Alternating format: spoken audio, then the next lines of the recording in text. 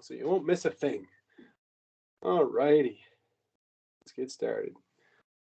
Okay, so where we left off last class was looking at section 4.7 of chapter 4, which deals with conformational analysis. And one of the first terms that we ran into here was the dihedral angle.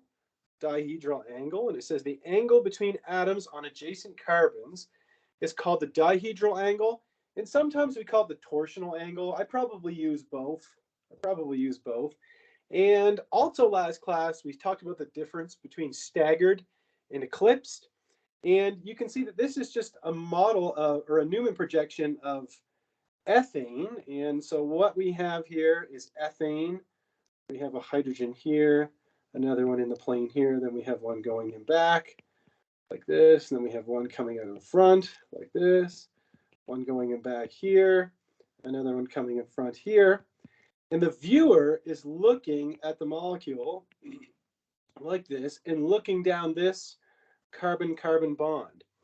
So the carbon that I'm highlighting in blue right now, that's this carbon right here. Now, if I label those two hydrogens, the one with the dash, if I label is HA, and if I label the one with the wedge is HB, that means that this hydrogen here that I have circled, this is going to be A or B. Could anybody tell me which one this is? Would this be HA or HB? You could either unmute your mic or type it in the chat. That one that I have circled, would it be HA or HB? Yeah, absolutely. Okay, great. Thanks, Clinton. Thanks, Alexandria. 100% correct. It's HA. Thanks, Angel. Great. Yeah. It's the one that, if the viewer is looking in this direction, it's the one that's on the viewer's left. And so this is the left-hand side over here where this hydrogen is, and therefore this would be HA, and this would be HB. All right, similarly, you should be able to identify HC if I label, excuse me, this hydrogen is HC, that's this one here. And if I call this one HD, that's this one over here. All right. And now, as far as the angle goes between these two hydrogens that are highlighted in red, you can see that that angle is 60 degrees. If we take a circle, which is 360 degrees, and we divide it in 6 equal parts, we get 60 degrees as being this angle. And again, we call that the dihedral angle or the torsional angle. So these two protons that are highlighted in red, this one is this proton, and this one, HD, is obviously this one here. So that is the dihedral angle or the torsional angle. And we're going to be talking about dihedral angles a few times this morning. And so if we go back to our ethane molecule, or not going back to it, but continuing on with our ethane molecule, I told you that there's two types of conformations. There's staggered conformations and there's eclipsed conformations. And you need to know the difference between the two. Conformations means nothing more than taking the molecule and rotating a bond, right? If we rotate the bond, okay, what we had drawn before was this. We said, okay, well, here's my ethane molecule. And we said that this is the Newman projection, this one right here. It was on the last slide. So let's just redraw it like this, okay? So this drawing is what we see here in this Newman projection. Whereas in the the eclipsed conformation, what I have is everything is blocking everything else. So everything is in the same plane. So I have a hydrogen going in the back, another one going in the back, this one coming out in front, and this one coming out in front. So everything is blocking something else. This hydrogen's blocking this one. This hydrogen is blocking this one. And this hydrogen is blocking this one. Whereas in this conformation, nothing is blocking anything else. Okay, there's nothing blocking anything else. And this conformation, the eclipsed conformation, another thing you need to know is that it's higher in energy. Well, why is that? Because when hydrogens are blocking each other, there's repulsions because we have 2 electrons in this bond and 2 electrons in that bond. And we know that things that are similarly charged, so if we have negative and negative, they're going to repel each other. And because we have repulsion all over the place here, this is higher in energy. Now, if I just switch back to my camera, again, just for a second here, so just bear with me. There we go. I go back here and show you my camera. All right. So what we're looking at is just a molecule of ethane. So here's ethane in the staggered conformation. We see that nothing is blocking anything else, and this is going to be lower in energy than if I rotate it to make a new conformation, and I have the eclipsed conformation. And now you can see that everything is being blocked by something else, okay? And because of the repulsions, this is going to be higher in energy than if I rotate this and have it in the staggered conformation. And again, the angle between here and here, this is the dihedral angle. Give me a thumbs up if you follow me on that with ethane. This is the simplest conformational analysis we can do. Okay, wonderful. Well, let's move on.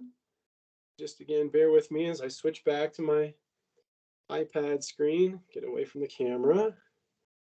Okay, so now, just in terms of quantifying, how much more energy or how much higher energy is the eclipsed conformation compared to the staggered conformation? Well, it's been measured, and it's been found that the eclipsed conformation is higher in energy by 12 kilojoules per mole.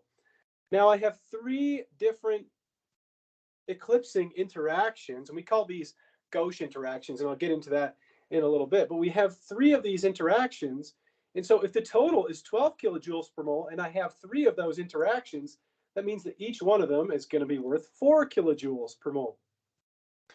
So this is what we call a conformational analysis diagram, where it just plots potential energy versus dihedral angle. And I kind of went over this with you last class, whereas if you have any of the staggered conformations, they're going to be lower in energy than any of the eclipsed conformations. So as you keep rotating the bond, you go from staggered to eclipsed, so on and so forth. And you see how we go from low energy as staggered. So these are all staggered, to high energy, where all of the conformations are eclipsed. All right, and the cost in energy to rotate that bond is 12 kilojoules per mole. It says note here that all the staggered conformations are degenerate and all eclipsed conformations are degenerate as well. Degenerate just means they have the same energy, so same energy. All right, it doesn't mean that they're bad or anything like that. That's all it means, is they have the same energy. Well, if we look at propane and we analyze the torsional strain for propane, again, plotting the potential energy versus the dihedral angle, we see that all of the staggered conformations are degenerate, meaning they all have the same potential energy, and all of the eclipsed conformations are degenerate. They all have the same potential energy, and we see that the cost of rotation of the bond is a little bit higher by a factor of, or by 2 kilojoules per mole. And let's take a quick look at propane. It won't take us long to do a conformational analysis, kind of modeling it. So let me go back here, and we'll just do it very quickly. And so if I make a propane molecule, so that's CH3, CH2, CH3.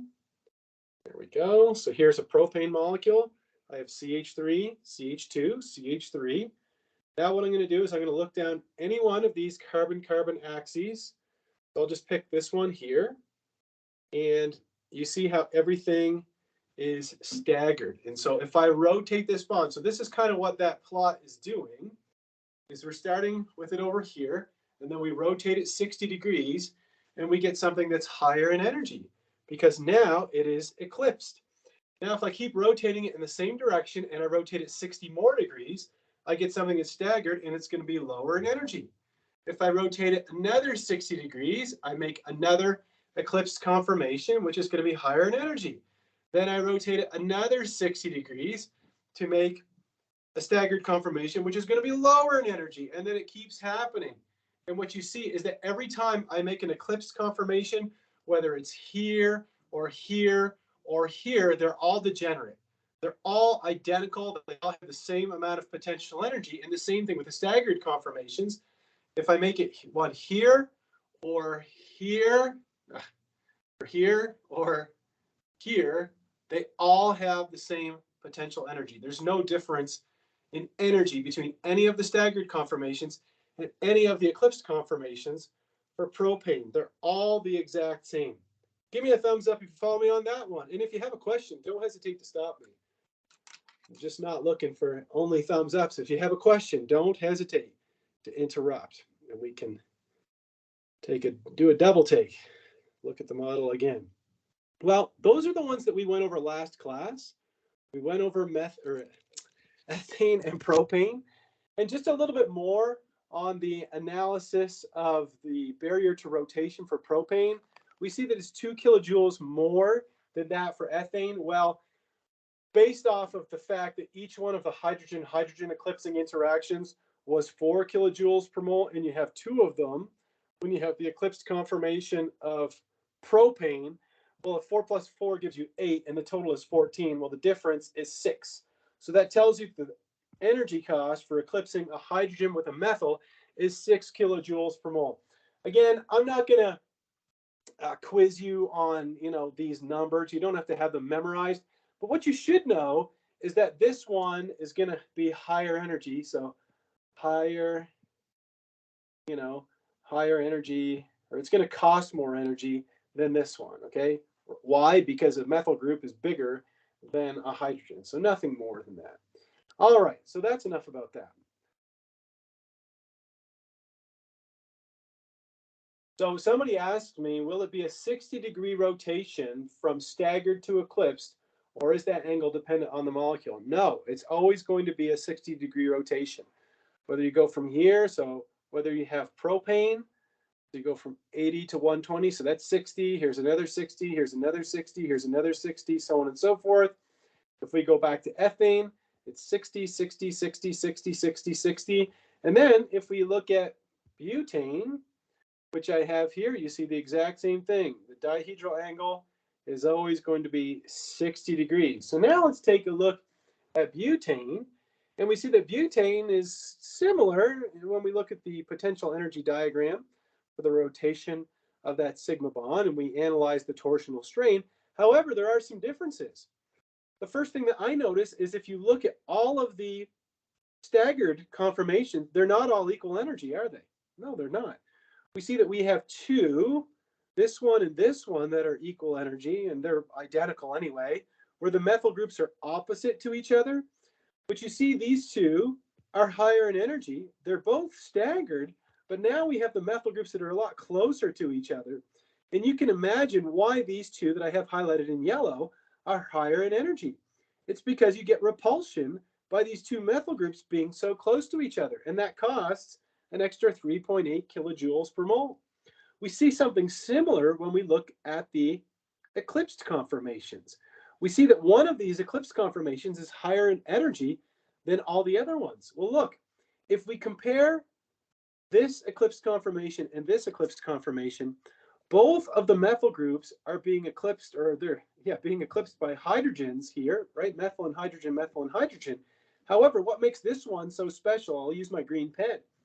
It's because what's happening here when we do this eclipsed conformation, that now the 2 methyl groups are blocking each other, and methyls are so much bigger that we have even extra repulsion here, and that costs more energy to make that eclipsed conformation. Give me a thumbs up if you follow me on the rationale of what I'm explaining. Of course, I'm going to show you the model in just a second, but give me a thumbs up. Okay, cool. Yeah, and of course, stop me and type a question in the chat if you don't follow me. But the bottom line here is that all of the staggered conformations are not degenerate, right? We have 2 different kinds, and all of the eclipsed conformations are not degenerate. We have 2 different kinds. It says it right here. Note that there are multiple staggered conformations and multiple eclipsed conformations. Well, let's take a look at that a little bit more. But before I do that, I want to show you one more definition. So these are all of the staggered conformations of butane. There was 3 of them, okay? What we're looking at are these 3, are these guys here, okay? So really, we're just looking at those 3. And we saw that in one of them, the methyl groups are 180 degrees apart from each other. So here they're 180 degrees, and we call that an anti-conformation, right? The 2 biggest groups are as far away from each other as possible. Whereas in the other 2 staggered conformations, we have the methyl groups right next to each other, and they have a dihedral angle of 60 degrees. 60 degrees. And so they're getting in each other's face. They don't like that. It causes this interaction, which results in a higher energy conformation, and we call that a gauche interaction. Okay, so we say the conformation is gauche, or we say that the methyl groups are experiencing a gauche interaction. And that's the way that I will frame it. So I'll talk about anti-conformations, where the methyl groups are furthest apart, and then I'll talk about staggered conformations, where the methyl groups are gauche. So they're next to each other, and again, those are going to be higher in energy. Why? Because of steric hindrance of these two methyl groups getting close to each other, right?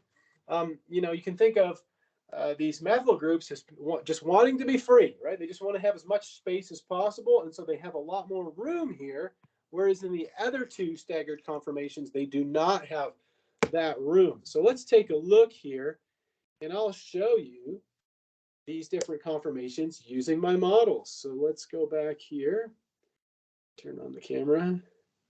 Yes, I have to talk through it every time. Okay, so let's make a butane molecule. Go. So here's a molecule of butane. So we've got 1, 2, 3, 4 carbons. We've got CH3, CH2, CH2, CH3. I'm sure that everybody has memorized the first 10 straight chain hydrocarbons: methane, ethane, propane, butane, this one, pentane, hexane, heptane, octane, nonane, and decane, and then undecane, dodecane, tridecane, tetradecane, so on and so forth, icosane, tetracontane, pentacontane, and hectane if they wanted to, and you don't have to do that. But anyhow, what we're going to do is we're going to look down this carbon-carbon bond, the two carbons in the middle, carbon 2 and carbon 3, and here we go. Here's our anti-conformation, right? This is a staggered conformation, and you see that this methyl group and this methyl group are anti to each other. If I make the next staggered conformation, oops, here it is like this. Now you see that this methyl group and this methyl group are blocking each other, right? There's not as much room here, and so this is still staggered, but it's going to be higher in energy. Why? Because there's a gauche interaction between the two methyl groups. If I make the next staggered conformation, we see the exact same thing. We have that gauche interaction between these two methyl groups. Then I rotate it again to make the next staggered conformation, and we're back to anti again. Now let's go over the eclipsed conformations. Check out this eclipsed conformation. Here's an eclipsed conformation where you have the methyl blocking a carbon-hydrogen bond.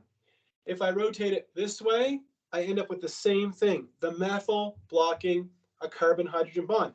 These are higher in energy than all of the staggered conformations. However, there's one more staggered conformation that's higher in energy than all of them, and that's this one here, where you have the two methyl groups blocking each other like this. Okay, this is staggered like this, but now you see the two methyl groups are blocking each other, and they're like, quit crowding me, bro, right? There's very little space in between. They're almost touching each other.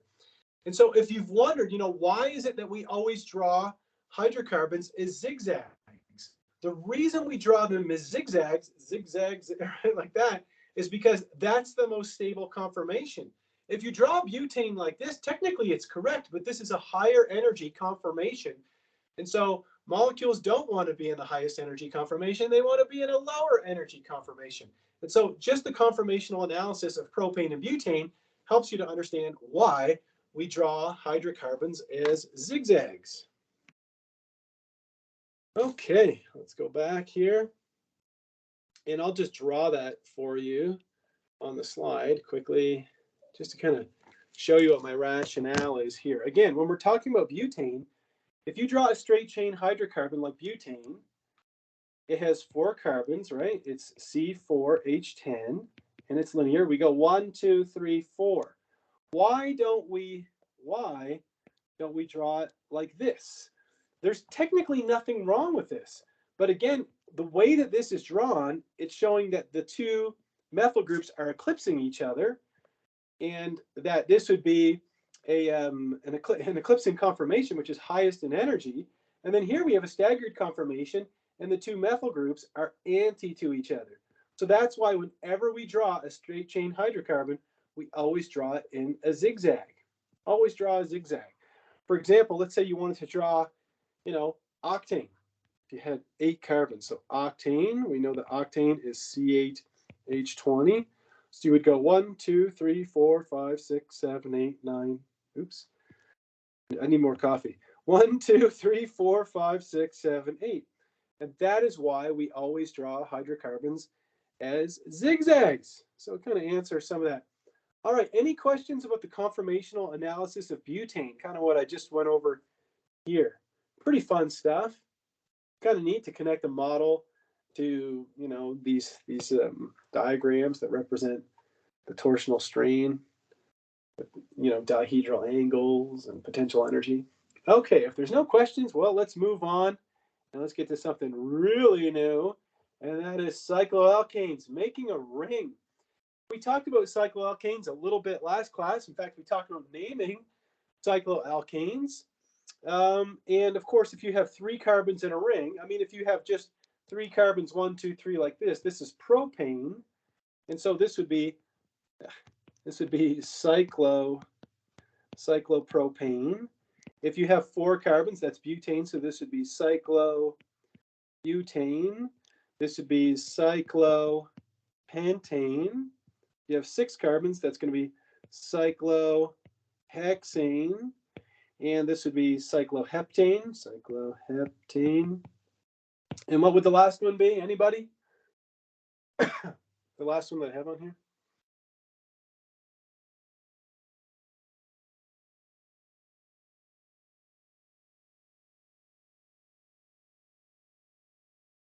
Could anybody name that last compound? Cyclo something. Yes, it's cyclooctane. That's right. So cyclooctane. All right, cyclopentane is this one here. So 8 carbons is octane. So this is cyclooctane.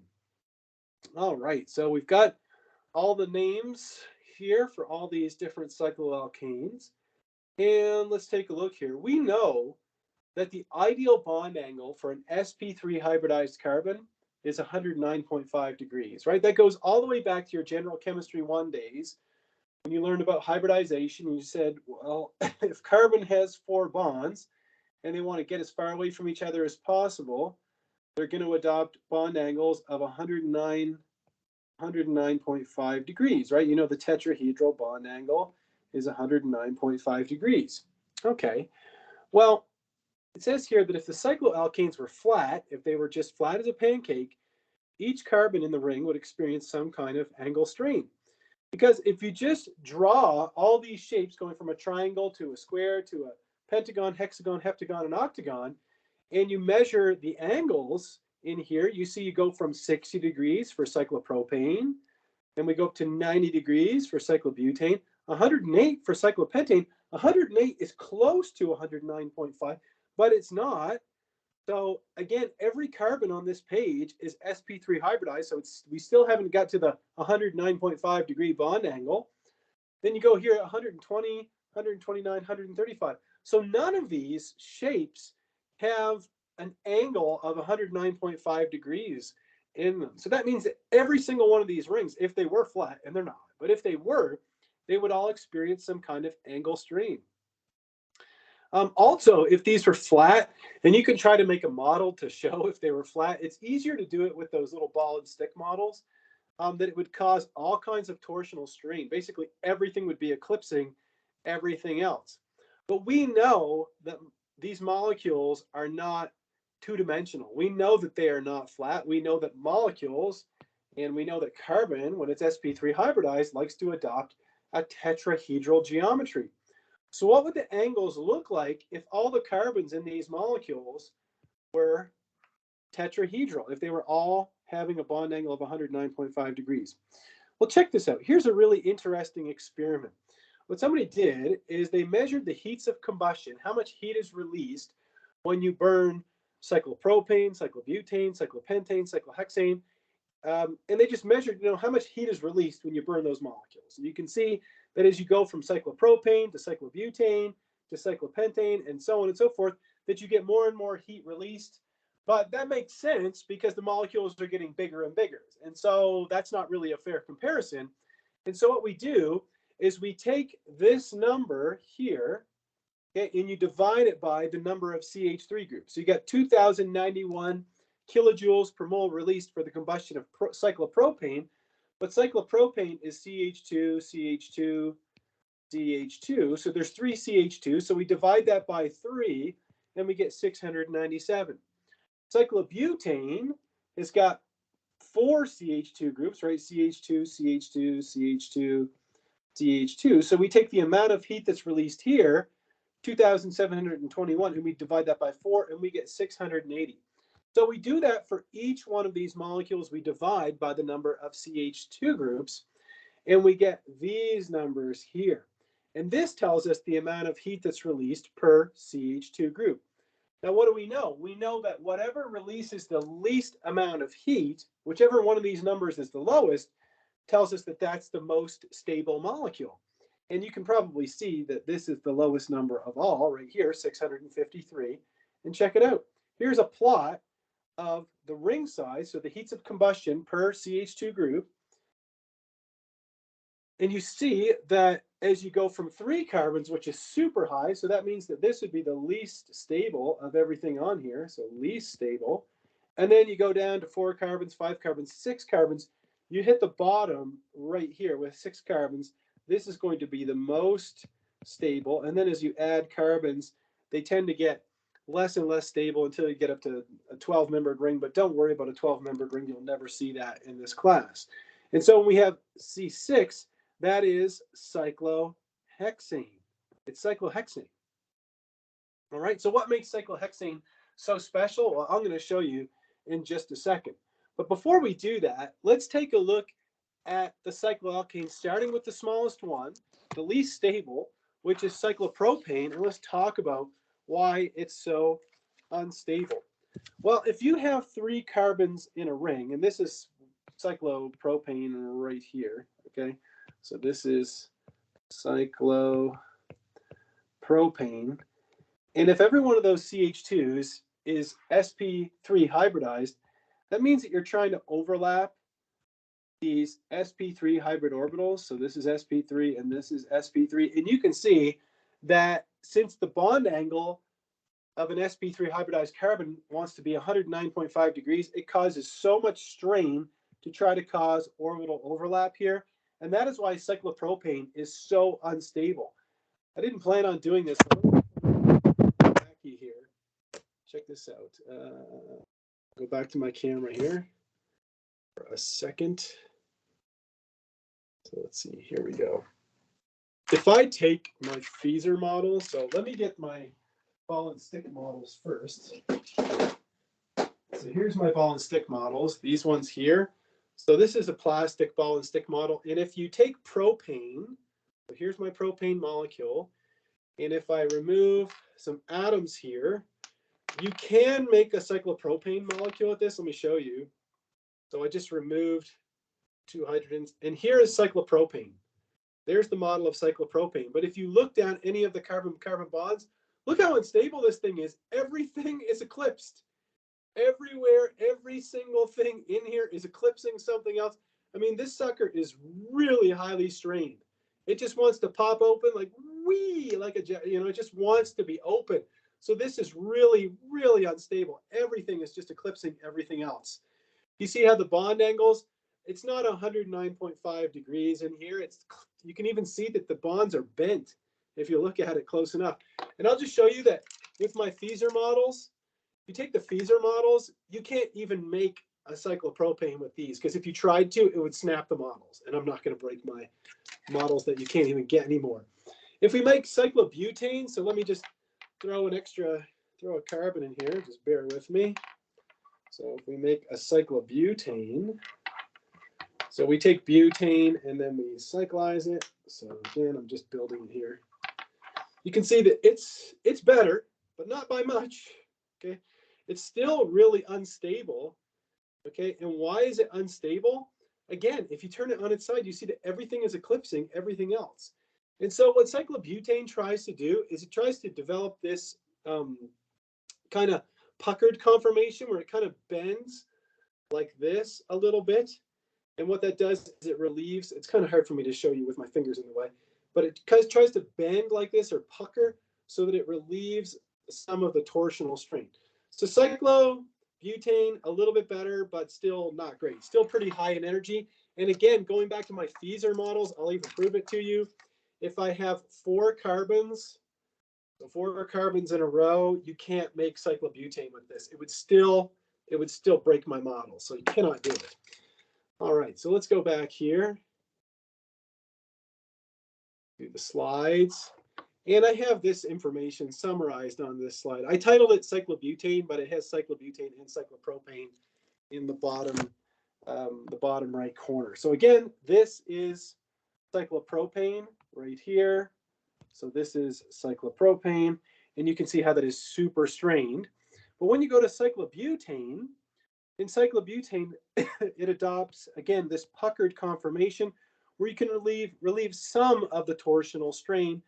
But again, nothing is really completely eclipsed or fully staggered in the puckered conformation. So it's still very high in energy. And then if you move on to cyclopentane, it gets a lot better, okay? We see a huge drop in energy as we go from cyclobutane to cyclopentane. Go back here at the plot, right? This is cyclopropane. This is cyclopropane.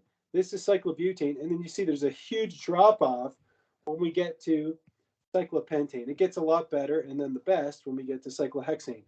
Well, why is cyclopentane so much better? It says cyclopentane is only a little bit less stable than cyclohexane. There's very little angle strain, and the bonds are almost 109.5 degrees.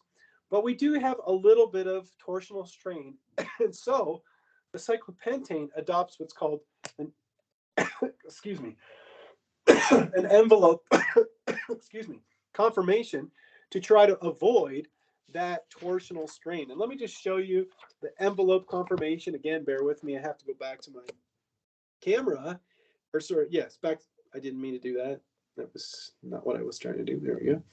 So if we go back here, there we go. And you can actually make a 5-membered ring with my Feser model. So I'll just show you with that. So if we have 5 carbons in a row, 1, 2, 3, 4, 5, like this. If you cyclize them, that, I think you can do it. There you go. You end up with a 5-membered ring. And what it means by an envelope conformation is it kind of bends like this on one side. And what that does is it relieves a lot of torsional strain. If you look down this carbon-carbon bond here.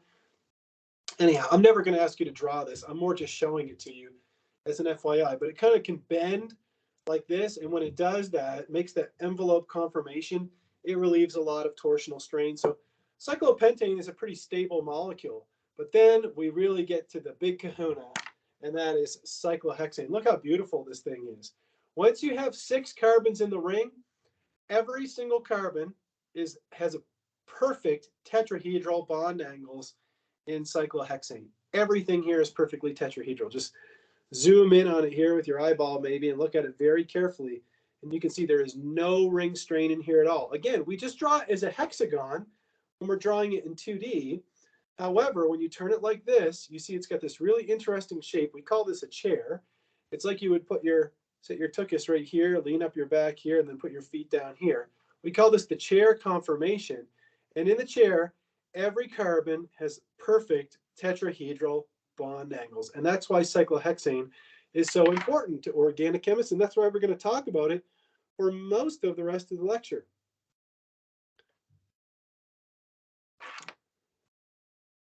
Now, if we go back to that 6-membered ring that I showed you, that 6-membered ring in cyclohexane, the one that I showed you was what I call a chair. Okay. Now, the thing is that you can change the conformation of the chair. You can flip the bonds in there to form another chair. So we call that a ring flip. Okay, if we go from here to here, this is what we call a ring flip. And it is not like flipping a pancake. It is not the same thing. The ring flip means that you're rotating the bonds. Now, there's other conformations that you can have that are higher in energy, like a half chair, a boat, and a twist boat. The only ones that I expect you to recognize in this class are the chair and the boat. Those are the only 2 that you have to be able to recognize in this class. So again, the chair, if I draw a chair, Mr. Dion's not God's gift to drawing chairs, but I'm okay. So if I draw a chair like this, you can imagine the reason they call this a chair is because you know, you'd be sitting in the chair, you know, kind of like, I don't know, like this, and there's your body, there's your arms, there's your legs, you know, laying in the chair like this. You have a drink, okay, and you're sitting in the chair like that. And then when we have the boat conformation, it looks kind of like this. Okay, and the reason we call that, that's a pretty crappy looking boat. Let me fix that boat. Like that and like that. And the reason we call this a boat is you can imagine that in the boat, you'd be sitting, you know, like this, and you would have a paddle, draw a paddle. So here's your paddle, this is your oar or whatever. And here's your other arm, and you still have the same drink. It is summer after all. So there's the chair and the boat. And those are the only two that I expect you to recognize. And I'm actually going to go over it with you, how to draw the chair in each one of these conformations. You have to know how to draw this conformation, so like this, and then you have to know how to draw it in this trying to draw at the bottom of the iPad is tough, like this. Okay, you got to know how to draw a chair, which isn't easy. It isn't easy drawing a chair. And let me just go back to my Feezer models, and I'll try to show you these different conformations. Let's go. No, I didn't mean to do that. Here we go. Where are we? Here's the camera. Okay, so we have the chair that looks like this. If we flip the chair, we're not, I repeat, look deep into my eyes. I will hypnotize you, okay? You are not flipping the ring like this. It is not a pancake flip. It is a rotation of the bonds. So look, you have a chair. You see the bottom is pointing down here. Then if we flip the ring, then you see that it's not pointing down, okay? So you see that it's pointing down over here. So if we flip the ring, okay, it's pointing down on this side. Here's our chair. We flip the ring, then it's pointing down on this side. So it's a rotation of bonds, the chair flip, right? So that's the first thing. Here's the boat conformation. The boat looks like that. The reason the boat is higher in energy is because you have all these eclipsing interactions in here. And then it can do what's called a twist boat, which is where you take the boat and you twist it to the side like this. So there's one twist boat, and you can twist it to the other side to make the other twist boat. And then a half chair is hard to make with these models, but a half chair kind of looks like this. That's not very good. Something like that is what a half chair looks like. Anyhow, you don't have to worry about the half chair and the twist boat. All you really need to know is the chair can change the conformation, flip the ring, okay, and then we have the boat. Now, something else I want to show you about cyclohexane is, did you notice that in the model, there are a total of 6 hydrogens, sorry, there's a total of 12 hydrogens, and we have 6 of them that are pointing up and 6 of them that are pointing down. If I take the model and I put it on the table like this, so is that going to work? No, too easy. Okay, so if I take the model and I hold it up like this, you can see that 6 of the hydrogens are pointing up. You have 1, 2, 3 of them that are going straight up, and then you have 3 more. You have this one that's going up and on an angle. You have this one that's going up on an angle, and this one that's going up on an angle. So we have 3 that are pointing up, and then we have we have a total of 6 that are pointing down, 3 that are pointing directly down. 1, 2, 3. Those are going straight down, and then you have 3 more that are going down at a slight angle. This one here is going down at an angle. This one here is going down at an angle. And this one here is going down at an angle. So again, to summarize, we have a total of 12 hydrogens. 6 of them are pointing up. 3 of them are going straight up. 3 of them are going up, but at an angle. We have 3 more that are going straight down. 1, 2, 3. And then we have 3 that are going down at an angle. 1, 2, 3. Notice that everything alternates. Look at all the hydrogens that are sticking up. You have one that's up, straight up. The next one is up and at an angle. The next one is straight up. The next one is up and at an angle. The next one is straight up. The straight up positions, we call them axial positions. They're on an axis. The ones that are going up or down, but at an angle, we call those equatorial. They lie in the equator of the molecule. They lie right at the center. 3 of them are going up, 3 of them are going down. So again, follow me. Here's my chair. I have a proton going up and axial, up and equatorial, up and axial, up and equatorial, up and axial, up and equatorial. And those are all 6 that are pointing up. Now we have the 6 that are pointing down. We have down and axial, down and equatorial, down and axial, down and equatorial, down and axial, down and equatorial. So again, repeating, you can see that the up protons, they alternate axial, equatorial, axial, equatorial, axial, equatorial. The down protons alternate axial, equatorial, axial, equatorial, axial, equatorial. So if you're just talking about all the protons that are axial, let's just focus on just those for a second. Notice that you have up and axial, the next hydrogen is down and axial. The next one is up and axial. The next one is down and axial. The next one is up. The next one is down. So the axial protons alternate up, down, up, down, up, down. And for all those protons in the equator, all the equatorial protons, they do the same thing. Check it out.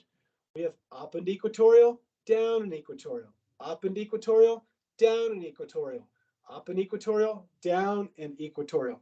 And that is cyclohexane. I'm glad that the model helps you visualize it. I think a model is worth, more than 1,000 words, right? A picture is worth 1,000 words, but a model is worth even more, in my opinion. All right, so that's a little bit of cyclohexane, but now you've got to learn how to understand or how to rationalize what we just looked at in 3 dimensions in 2 dimensions. So on a sheet of paper, and let's talk about how we do that. So we'll go back to our slides right here. And we see that cyclohexane, as I showed you, again, has no ring strain in its conformation. Every single bond angle is 109.5 degrees. And also, this is something that I didn't do with you, but I will do it later on if you remind me. If you look down these 2 carbon-carbon bonds, and you can pick any 2 carbon-carbon bonds, you'll see that everything is staggered. Everything is staggered. There's nothing that's eclipsed in this molecule. So you're kind of looking at 2 Newman projections at once. It's like you're having one eyeball looking down here, and then you get your second eyeball looking down here. So you're kind of looking at both at the same time. Every other one of those conformations, whether it's the boat, the half chair, the twist boat, they all have some kind of torsional strain. Every single one of them does. But why do we talk about chairs so much is because there's no torsional strain. None. Everything is happy. Cyclohexane is such an important molecule in organic chemistry. Now, if you're wondering, now how the heck did you draw that chair again, Mr. Dion? What were you doing there exactly? Well, I'll be honest with you guys. How did I really learn it? It is nothing more than practice. Okay, it was just practice, practice, practice. I've taught this class long enough to know that I could sit here and talk to you about this all day long, but until you actually take a pencil and a piece of paper and practice it, you'll never master drawing a chair. So it says practice, practice, practice. Now this is the Klein way of doing it. Okay, it's in the skill builder in our textbook. This is Dr. Klein, okay, the author of our textbook. He is an amazing human being. He is an amazing organic chemistry teacher. I respect this guy a lot. And so if you like Dr. Klein's method, which is this one here, my hat's off to you, man. Okay, there's nothing wrong with doing it Dr. Klein's way. I don't do it that way. I can show you the way that I do it. So he says you start by drawing a wide V, then you start putting these lines like this. And again, if you want to read through this and figure it out that way, be my guest. I like to do it like this. I always think of a chair as just being 3 sets of parallel lines, okay? So if you have a bond, sorry, where's my highlighter? If you have these 2 bonds that I have highlighted in red, you just go 2 bonds, so 1, 2, and then you should have a bond that's parallel to it, right? 1, 2, and then you have another bond that's parallel. So all these parallel lines highlighted in red, they're always separated by 2 bonds, okay, that I have highlighted in yellow. And so that's kind of my way of doing it, is just to grab a piece of paper. I'm sure that there's somebody who's listening to me right now. Does anybody here like to doodle? Let's say you're waiting for something, you grab a pencil and paper and you just doodle. I don't know. Sometimes you run into people who like to doodle. Maybe people don't doodle anymore because everybody has a phone. But Nicole and Angel both still like to doodle. I like to doodle once in a while. You're just like scribbling with a pen or something. If you're bored. Well, you could try the same thing to practice drawing a chair. So here's my technique. I always like to kind of start with the bottom like this, and then just say, I'm going to start drawing something like this. And now I need to have parallel lines. So look, if I've got this drawn like this, I have, look, 1, 2 bonds. So that means my next line has to be parallel to the yellow one. So it's going to be parallel like this. And there's my yellow line, right? Son of a gun. There's my sugar. Here we go. Here's my yellow line that's parallel. Now I can do the same thing. So let's say I highlight this bond in red like this.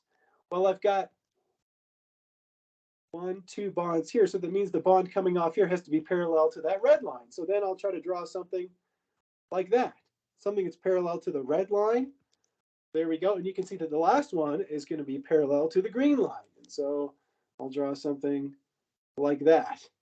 Okay, and there we go. So that's kind of my way of doing it. But you've also got to draw it. So you see how this carbon is kind of pointing up into the right. So up slash to the right. So you've also got to be able to draw the other chair conformation, which is going to look like this. So I do the same kind of thing. I start with this, then I start drawing parallel lines like that. And you have to draw the other one where the carbon is going up and to the left. Okay, so these two molecules, or these two conformers, I should say, are nothing more than flipping the ring. Okay, we're just flipping the ring, and we're not flipping it like a pancake. We didn't take a spatula and flip it over. We rotated the bonds. Okay, other things that I went over when I had the camera were the axial positions. The axial positions are the positions that are pointing straight up. Now, how do you identify the axial positions? Check this out. Now, you're going to have to pay attention very carefully here and maybe go back and watch this video again. But focus on this carbon that I have highlighted in black here, where I have the black C. Okay, you see how we have a bond that's going upwards that I just highlighted with the red arrow, and then you have another bond going upwards like this. They're both at an angle. They're not going straight up like this, but they're both going in the up direction. Well, if you have two bonds that are meeting and they're pointing up, that means that the axial position is going to be straight up. So check it out. You see how this bond is going in the up direction and this bond is going up? That means that the axial position here is going to be going straight up like this. So that means we're going to have an axial position here. That's axial. And check it out. We have this bond going up and this bond going up. So that means we're going to have another we're going to have another axial position here. So these are the three axial protons that are pointing up, or the three axial positions. You can put hydrogens here if you want. It doesn't matter what you put. Now, what about the three axial protons pointing down? Well, remember that it alternated up and axial. So if this is up and axial, that means that here the proton has to be going down and axial. So we can draw a line straight down like this, down and axial. Then the next one is up and axial. So the next one should have something down and axial. So we can draw straight down like this. Then we have up and axial. I guess I can clean that up a little bit. It's not really touching the carbon, is it? So here we go. Up and axial. That's a little better. And then we have down and axial. So now we've identified all the axial positions. 3 of them are up, 3 of them are down. The equatorial positions are a little more complex, but something that you can recognize is that check out this bond that goes to this Y atom here that's equatorial. Notice that it's parallel to this line and this line. So your equatorial positions are always going to be parallel to the 2 bonds in the ring that are 1 bond away. So we go 1 bond, and then it's parallel to that. So look, let's go, and I'll highlight this carbon in blue, and let's try to draw the equatorial proton. So we go away, this is a bond, this is a bond. So that means that whatever's coming off of here needs to be parallel to, it needs to be parallel to this. Sorry, where's my green pen? It's going to be parallel to these 2 lines. So now we draw that bond going up in equatorial, right? That makes sense because this one is pointing down, right? It's going in the downward direction. So we have down in equatorial, up in equatorial. The next one is going to be down in equatorial, and it's going to be parallel to, oops, I didn't mean to do that. It's going to be parallel to, where's my eraser? There we go. The next one is going to be parallel to this line and this line. So we have down and equatorial, then we have up and equatorial, then we have down and equatorial, and we have up and equatorial. And again, just notice that every one of those equatorial lines that I drew, look, I'll show you again. Look at this bond that I'm highlighting in yellow. It's parallel to this bond and this bond. If we go to the next hydrogen, this one, you see it's parallel to these two bonds. If you go to the next one, this one is parallel to this bond and this bond. If you go to the next one, this one is parallel to this bond and this bond, or at least I tried to make it. And the next one here is parallel to these ones. So you go one bond away and your equatorial bonds are going to be parallel to the bonds in the ring. There you go. So that's the best I can do, I think, of showing you how to draw axial protons and equatorial. But how are you going to do it? You're going to practice. You're going to practice putting in all of the axial positions like we have here and all of the equatorial positions. So you need to be able to do it like that. Then you've got to be able to flip the ring. So draw it so that the carbon is up and to the left like this. That's a pretty crummy looking chair. Maybe I can make a better one than that. So something maybe like this and this. Not much better, but a little bit better. And you've got to be able to draw it up and axial, up and axial, up and axial, down and axial, down and axial, down and axial. Then we have, look, up and equatorial, down and equatorial, up and equatorial, down and equatorial, up and equatorial, down and equatorial. Like that. So you've got to be able to draw in all of those bonds. Again, it's the kind of thing I can show you 1,000 times, but it's like riding a bike. You're going to have to practice drawing your chairs. All right. Any questions about the substituents on a cyclohexane at all? And I'm sure that you have some questions, but some of them will have to be answered by practice. Some of them can be answered by me for sure. But it's one of those things that requires practice. I can't stress it enough. I even wrote on the slide, practice, practice, practice, right? I've taught this a lot, and I know that it takes a long time, or it takes not a long time, but it takes a little bit of practice to master drawing cyclohexane rings and then drawing the up axial and down equatorial and alternating and all that kind of stuff. Okay. Well, if you've been curious about the ring flip, that's what we're going to discuss now, because the ring flip is not like flipping a pancake. It's not a pancake flip. It's rotating bonds. It says when cyclohexane has one substituent, we have two possible chair conformations. Notice I showed you that you have one where the carbon here is up in the right-hand corner, and then you have another one, excuse me, and these are not the same carbons because this is the carbon in blue. But if we label, so we have 1, 2, 3, 4. So this carbon here, then it goes up into the left-hand corner. It says ring flipping occurs by rotation of all of the carbon-carbon bonds in the ring. And here's the main take-home message from this slide is this. If you have an axial position, okay, if it's axial and you flip the ring, it becomes equatorial. But it's something that's pointing up. Look deep into my eyes. Something that's pointing up is never going to point down, and something that's pointing down is never going to point up in a ring flip. Okay, notice that this is pointing up and axial, and this is still up, but now it's up and equatorial. So when you flip the ring, if something is pointing up, it's always going to point up, and if you flip the ring, whatever's down is always going to be pointing down. Now let me go back to my Feezer models. And let's take a look at this. So let's see here. Okie doke. So we go back here. There we go, to our camera. Okay, so here's our cyclohexane ring. Here is our chair. I don't have any substituents on there yet, but I'm going to put a substituent in. So let me just see here. So we had the carbon going up and to the right. So this is kind of what our model looked like. It was something like this, the one that we had on the slide. Okay, so what I'm going to do is I'm going to put a substituent going up. I'm going to use a red atom, so your eye will be drawn to it. Okay, so you see this thing that's red and it's pointing up. Now watch this. When I flip the ring, it's still going to be pointing up. but it's not going to be up and axial. It'll be up and equatorial. So here I go. I flip the ring.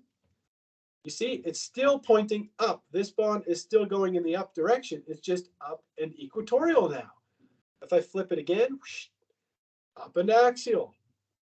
Okay, up and axial, rotate to up and equatorial. So everything that's up is going to be up. If I was to put it down, so let's say I break this bond, I have it pointing down and axial. When I flip the ring, it's still going to be pointing down, but it's going to be down and equatorial. So I flip the ring, it's still pointing down. This bond is still going down, but it's down and equatorial. So down and equatorial, down and axial. Okay, down and equatorial, just like this, down and axial. And that's what a ring flip is. Give me a thumbs up if you follow me on that, even if you're with me only 50% of the way, because it's something that has to be practiced in order to be mastered. Okay, cool. That's just wonderful. Good. You know, organic chemistry, I would have to say, out of all the classes I've ever taken, you know, and I've taught it for a long time, it is a class that I would say is borderline impossible. You know, you don't like to say that anything is impossible, but unless you're Matt Damon in Good Will Hunting, I don't see how you could learn this subject just by coming to lecture and observing. It's impossible. It has to be practiced. And you know, as far as subjects that go that you can just learn from lecture, I don't know. You'd have to school me on that one. I'm not sure what it would be. Anyhow, if we look at methylcyclohexane, check this out. There's two chair conformations. There's one where the methyl group is up and axial. So here's our methyl group. It's up and axial. Here's another one where it's up and equatorial. And check it out. It says that the chair conformation where the methyl group is up and equatorial is much more stable than the other one. Well, why would that be? Why would that be? Well, it says the answer is because when the methyl group is in the axial position, it causes some steric interactions that destabilize the conformation. Check this out. If we draw in the other axial protons that are pointing up, so you have one here and you have one here, what that creates is steric interactions between the methyl group and those two hydrogens. And they're kind of like, quit crowding me, bro. Like, get the hell out of, I shouldn't say that. Get out of my face. And so when you have it, the methyl group in the equatorial position, I mean, you can draw in all the protons you want. You can draw in all the axial protons. Let me draw that a little prettier. Draw in the axial protons like this. You can draw them, you know, down here. Draw them here. And you see that you don't have any of those interactions. None of those interactions exist here. I can show you with the model. I'm sick of going back to the camera, but let's do it. So where is it here? If I go back here, stop presenting. So here's my camera. Okay, so let's make this molecule. So now we're going to put a methyl group. So here's a methyl group. So we're going to stick the methyl group on here. So we see how the methyl group is up and axial here. You see the problem is that it has an interaction with this hydrogen and this hydrogen that are actually axial as well. And what's interesting is if you look down this carbon-carbon bond, try to do it as best I can. I told you I would do this. Okay, if you look down those two carbon-carbon bonds, you see how you kind of have two Newman projections at once here? You have a Newman projection here and a Newman projection here. Well, all that's really happening is that you have a gauche interaction between the methyl group. Let me try to line it up here. You have a gauche interaction between the methyl group and this hydrogen. And if you look down the other two bonds, you have the same thing. So all it is really is a gauche interaction between this hydrogen and the methyl group, right? But if it's in the equatorial position and you do the double Newman projection, now you don't have that gauche interaction. Doesn't exist. Kind of cool, huh? Yeah, so that explains why when you have methylcyclohexane, it exists mostly in the conformation where the methyl group is in the equatorial position. Very, very interesting. Really interesting chemistry there, in my opinion. All right, so what I was trying to show you when I was holding that model so that you could see the double Newman, right? This is like your eyeball is looking down, you know, a bond here, and then your other eyeball is looking down here, maybe, I don't know. Anyhow, but you see that it was nothing more than a steric interaction between the methyl group and other protons. All right. Whereas when it's in the equatorial position, we don't have those gauche interactions. Give me a thumbs up if you follow me on when the methyl group, if you have one substituent, it's going to want to be in the equatorial position. Okay, okay. Well, if you're very astute, and I know you all are, you're probably wondering, what would the effect be if the group was bigger than a methyl, right? What if it was an ethyl group? Or what if it was an isopropyl group? Or what if it was a tert-butyl group? Well, you can see that as the substituents get bigger and bigger and bigger, okay, the energy cost of those 1,3 diaxial interactions increase. So we'll put here large, put here small substituent. Well, you can see that when you go up to a tert-butyl, holy smokes, that costs you a ton of energy. And so we said that when you have a methyl, it exists 95% in the equatorial position. But once you go from an ethyl to an isopropyl to a tert-butyl, then it's 10,000 to 1 roughly. And let me show you why that is. I mean, I know you know the answer. Like I said, I have great students in this class. I know you know the answer, but let me just show you. I can't help myself. This is too interesting to not show you. So if I build a tert-butyl, so I'm going to need 3 more methyl groups. So here's my methyl group. On my cyclohexane, I add 1 carbon, so this is an ethyl. Then I add another one to make an isopropyl, so that's an isopropyl group. And now if I add a third one, now I've got a tert-butyl. Holy schlamolts, look at the size of this thing. I mean, here's your chair. Look at the size of this thing. Look how big this is. There is no way to avoid the steric interactions. And look how close. Look at this. I'll just bend it slightly. Look at this. You can see that this hydrogen is actually touching this hydrogen. Now, it doesn't in reality, but you see how there's no escape, right? This bond can rotate as much as it wants, but it's always going to have that gauche interaction. It's always going to have this 1,3 interaction here. So you can't get away from it. If you have an isopropyl, yes, you can, right? Because the group can orient itself so that the methyl groups are away from these 2 axial hydrogens. And the same thing with an ethyl, right? It can definitely point itself away from these 2 hydrogens. But again, if we have all 3 of those methyls, there's no escape. There's nothing the molecule can do. It can rotate this bond as much as it wants. And that's why it's going to exist like this, 10,000 molecules or 9,999 out of 10,000, right? And only 1 in 10,000 of the molecules would be like this because it's so much higher energy. Does that make some sense? Does that help? Angel, with the models? Is that helpful? Are there any questions about that? Anything you want me to show you? You're like, just tilt it this way, Mr. Dion. I can't see. Okay, great. I find that these models are really great for teaching this content. So I don't ask my students to memorize the numbers on that slide. You don't have to memorize the numbers. What I do want you to know from that table, let me show you. Let me just show you really quickly what I want you to know from that table. All I want you to know, just for this quiz, is that as you go from a chlorine to a hydroxyl to a methyl to an ethyl to an isopropyl to a tert-butyl. So again, this is a methyl. We're still learning these. This is an ethyl. This is an isopropyl. And this is a tert-butyl. Tert-butyl. I don't ask you to memorize these numbers. I just want you to know the order. That as you go from chlorine to a hydroxyl, right? So this is a chloro. This is a hydroxyl, is what you would call that, or an alcohol, right? As they go from the chloro to the hydroxyl to methyl to ethyl to isopropyl to tert-butyl, they get higher in energy. That's all I ask you to know. Okay, nothing more than that. And you see it summarized right here. Larger groups cause more steric crowding in the axial position. Done. Okay, that's all I ask you to know is the order, just the order. You don't have to memorize the actual numbers. That's not part of the course. Well, I think we've earned a little break, but when we come back, what we're going to talk about are di-substituted cyclohexanes. So now we're going to have not just 1 substituent, but 2 substituents.